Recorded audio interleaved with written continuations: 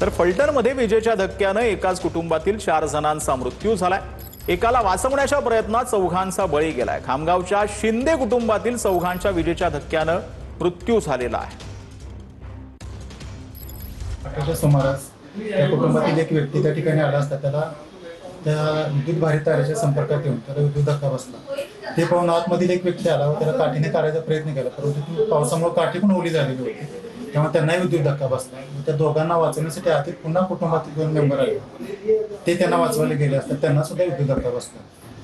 4 जण अपघाताने मेल्यात। ते वायर खाली विजळीनं पडलेली खाली आणि त्या पोरगी चिटकलेलं तर आई वडील बघायला गेलं तर तिने बी चिटकले जाऊन तिथे। मग चारही एकाच घरातले लई चांगले होते आणि अपघातानं तिने मूर्ती झाली त्यांची। आता तिला एक नातं एक पारकं बाळ आहे लहान, त्या एक सून वाचली त्यातली, ते 5 महिन्याची गरोदर आहेत आणि एक पोरगा आहे बारकं, तिला काहीतरी मदत त्यासने